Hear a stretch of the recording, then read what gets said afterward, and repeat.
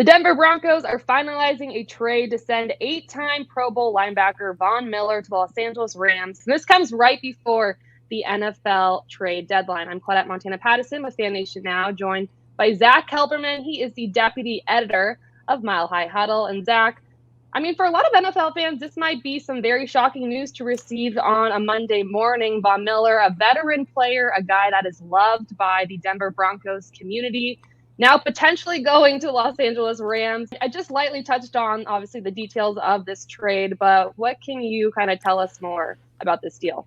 Well, it's a 2022 second rounder, 2022 third rounder. So George Paton, the GM of the Broncos, is getting pretty good value for a guy in his 30s, in a contract year. He's now injured. He missed all of last season.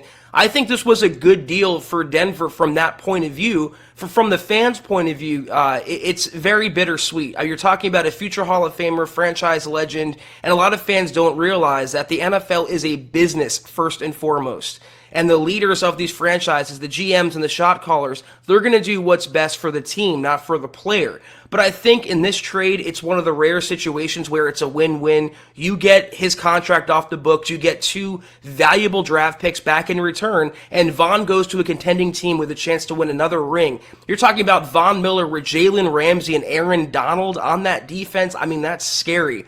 So I understand how Broncos fans are feeling, but if you look at it from a business point of view or a logical, not emotional point of view, it's actually a good trade for Denver. Yeah, and the Broncos obviously haven't had the strongest season this year. So would you look at this as more of an investment in Denver's future, trading him? Absolutely. I wrote this on Twitter that in a roundabout way, Von can finally help the Broncos land their franchise long-term quarterback, because what George Paton, the GM, values most is draft capital. You're talking about a second and a third. You can package that in the first round to move up to for your guy, whoever that may be. Or you might package those picks for someone like Aaron Rodgers, Russell Wilson, Deshaun Watson. I'm just throwing names out there.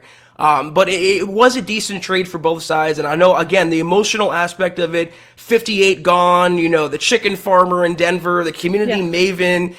What a great guy overall, but I think this is, again, a rare situation where all sides win, and George Paton, rightfully, is kind of giving up on this season. Maybe not giving up, but he realizes with this coaching staff, with this current record, with the current layout, I don't think he thinks the Broncos are going anywhere, so why not prepare for the future now, get a head start, and stack some capital? I actually kind of like it. I know that you're a Denver Broncos expert. You don't cover the Los Angeles Rams, but you're very well immersed in the NFL scene. You mentioned that Von Miller will be joining Jalen Ramsey and Aaron Donald, making that Los Angeles Rams defense pretty scary. Do you think that he could come in and, be a day one starter, get immersed in the system pretty immediately? What are your thoughts on that? Well, apparently, they did have Brandon Staley, who was the Broncos linebackers coach before Staley took the Chargers head coaching job. So I'm sure there's still a little familiarity with the defensive systems. But when you're Von Miller, you come in and you play right away. You don't really need to learn the playbook. When your job is to get after the quarterback and you're healthy enough to do so, that's what he'll do. I think I saw Adam Schefter tweet that Von will make his Rams debut on Sunday Night Football next week. So it seems like he's an instant starter. At the very least, he's their new designated pass rusher. And again, when you have Aaron Donald on the DL and now Von Miller in the front seven, Jalen Ramsey in the back end, that's a championship-level defense, and I give Les Snead, the Rams GM, a ton of credit.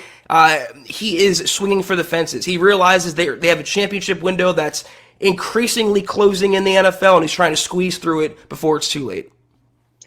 And I know, as you mentioned, Von Miller, a very likable guy, a guy that's loved by the Denver Broncos community. What's the reaction been to all this news just down in Denver?